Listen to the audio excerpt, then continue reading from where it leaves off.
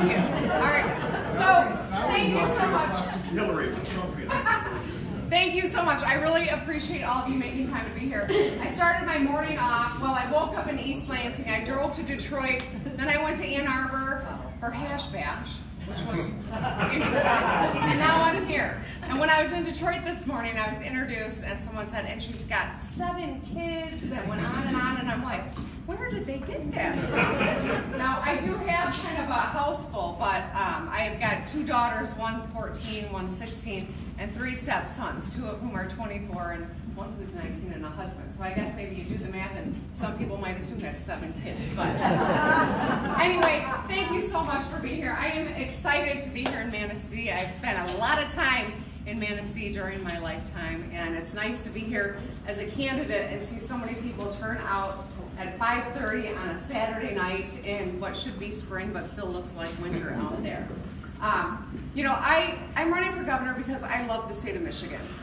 You know, I'm a proud Michigander. I've spent my whole life in this state. I grew up in Grand Rapids. I often talk about swimming in the Thornapple River or fishing for perch off the dock in Onekama. Living now in East Lansing with my husband and our big group in our household. But I love this state.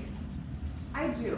I am proud to be a Michigander, but I look around at the Michigan that my kids are living in, that we currently reside in, and it does not live up to the Michigan that I talk about when I talk about my Michigan pride. Now, there was a point in time where people came to Michigan because we invented the middle class. People moved here, they packed up their families, they moved from Alabama or Tennessee or Kentucky or halfway around the world in the Middle East, came to Michigan because you could get a great job that paid you well enough, you could raise your family up and retire with dignity in this state. You knew that no matter what community you resided in, your children were going to have a phenomenal public school education because Michigan schools were the best.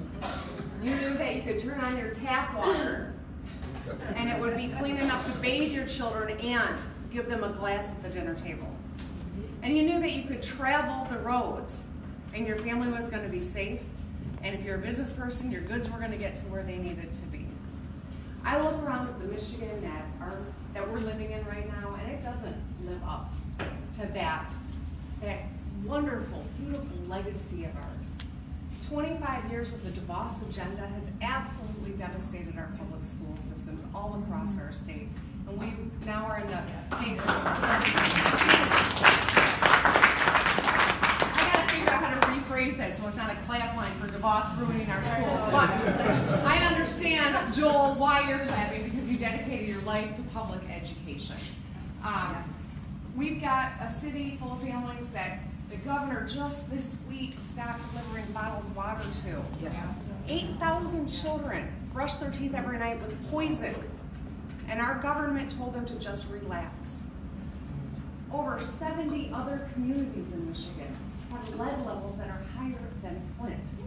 And I don't have to tell you what's going on with regard to water withdrawal, do I? I think you know it better than anybody in this state. Our roads are downright dangerous. We have a D- from the Society of Civil Engineers. And you know it if you're traveling the roads. I've replaced 2 windshields in the last 12 months. And there are a lot of families in Michigan that are working a couple of minimum wage jobs or who are working their tails off and haven't had a raise in 10 years. I believe we can do better, but we are in for a tough fight. Now, I'm no stranger to tough fights. I served in the legislature for 14 years. I was in the minority the whole darn time. I was the leader of the Democrats in my last 4 years, which was Governor Snyder's first 4 years. When my colleagues asked me to be the leader in a sea full of Republicans, I took it on.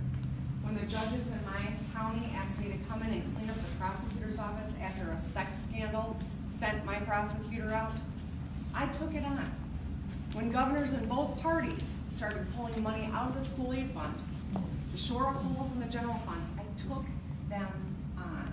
And when the Republicans locked everyone out of the Capitol, when they went forward with their attack on collective bargaining, I took them on. I didn't just stand outside with the people that showed up to protest, but I threw open the doors of the Capitol and we led the protest from my office. So I am no stranger to tough fights, but we got a lot of things that we got to tackle here in Michigan.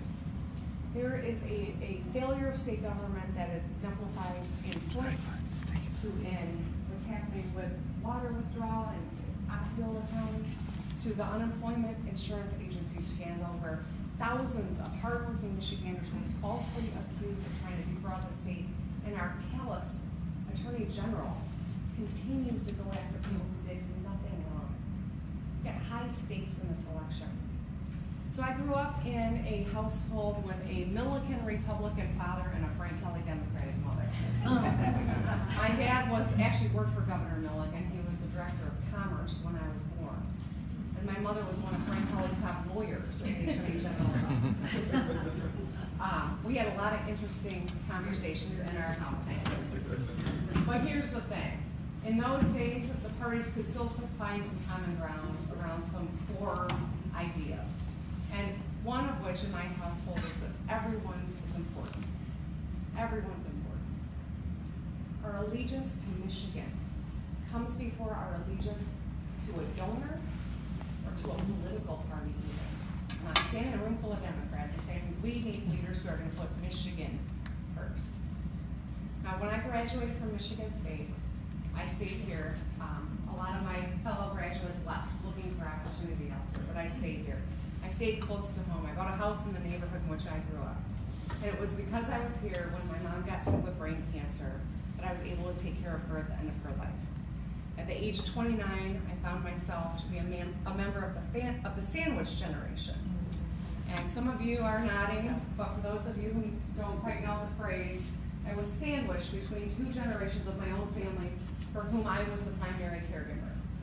I got married and got pregnant and delivered my first child 2.5 months before my mom died of brain cancer.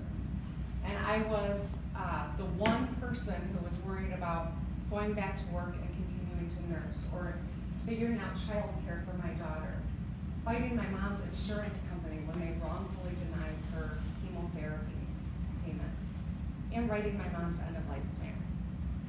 I tell you this not to ask you for your sympathy. I tell you this because there are so many people in Michigan that are confronting the same thing. And these 2 years, while they were the most stressful, hardest years of my life, I'm grateful that I had the opportunity to be there for my mom and to bring my daughter into the world, but it eliminated my patience for politicians who want to politicize problems instead of solve them. We don't have time for that, right?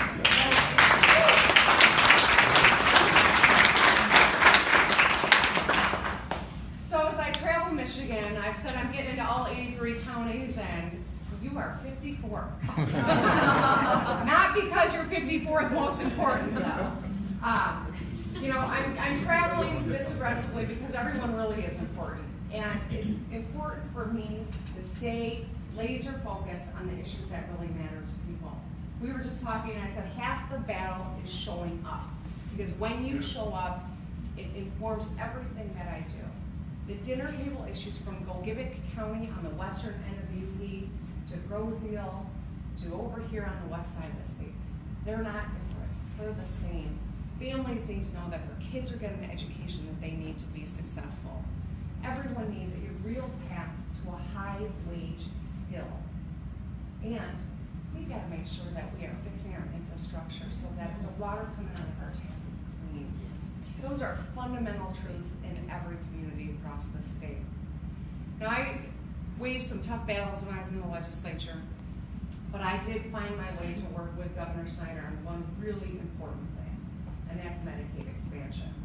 And while I took him on when they would have attacks on women's access for women's health care, or their attacks on collective bargaining, or pulling more money out of the school aid fund, when he embraced the Affordable Care Act, I knew there was no way on God's green earth he was going to get it done with just his Republican-controlled legislature. And so I went to work. I rolled up my sleeves and I negotiated the details of Medicaid expansion, and I put the votes together. I got more Republican votes for that governor than he was able to get. And today, 680,000 people have health care coverage who didn't before. So many people have seen a doctor for the first time in their life. I hear stories as I get across our state, and I'm proud of that item in particular. But we got a lot of work to do. On the education front, it is overdue that we have universal early childhood education for every child in Michigan. So when they get into kindergarten, they're ready to learn. We've got to support children and educators with the resources they need to be successful. Let's be clear, we're not in the bottom 10 because of these wonderful people who dedicate their lives to education. It's because of lack of support out of Lansing, both financial and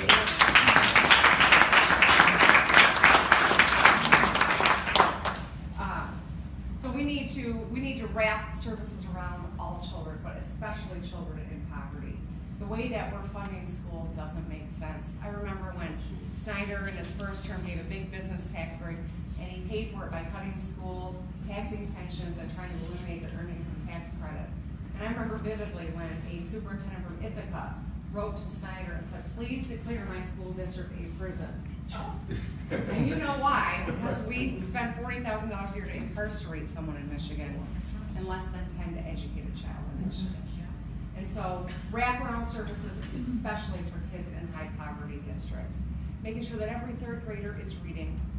Our literacy numbers are an abomination. And up until third grade, you read to learn. After third grade, up until third grade, you learn to read. After third grade, you read to learn. So if you're not a reader, you're not a learner by third grade. And we don't punish students that can't read. We support them to make sure that they do. And we have to support educators. It is horrifying to think that we have teachers in this state and parapros and bus drivers. Let's remember everyone who's a part of the school system who make so little that they qualify for the bridge card. I met a woman in Alpena who is a first-year teacher with one child, makes so little, she qualifies for the bridge card. She literally needs food stamps to feed her family. That's how little she's paid. So that is going to change. We cannot be a successfully educated state if we don't support people who dedicate their lives to education.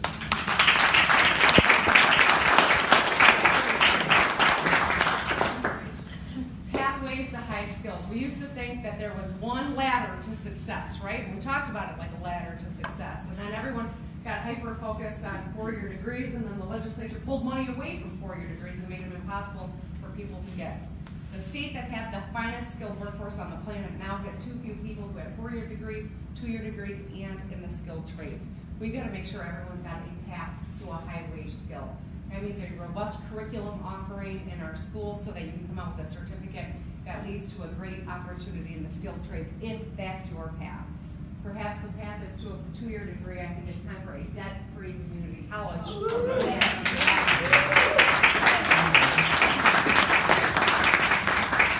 And for those who are going to pursue a four-year degree, that's great too. We want to use that kind of investment toward the cost of a four-year degree. That's what we need to do here in Michigan. And then finally, I'll just close by saying that, I introduced an infrastructure plan this week, and it's salty, I tell you.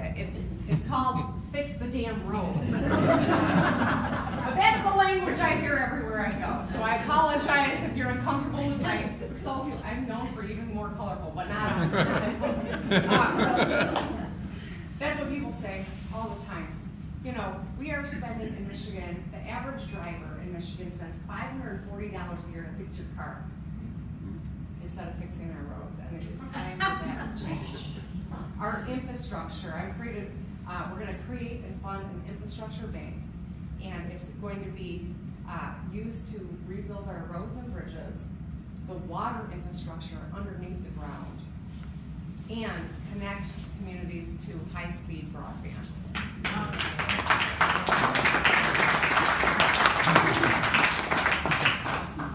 So I'm just going to, I will open it up for Q&A, but I just want to tell you why I chose the mighty Mac as the symbol of my campaign, okay?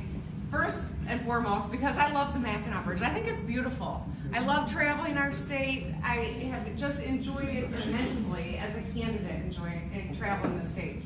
Working 15-hour days, and every day there's someone or something that happens that reminds me what this is all about. But I chose the Mackinac Bridge. For the first iteration of the logo had the bridge, it had, had the two peninsulas, and had a lot going on, and someone said, it looks like a beer logo. Well, I I like beer. I'm okay with that. But we decided to just highlight the bridge, and here's why.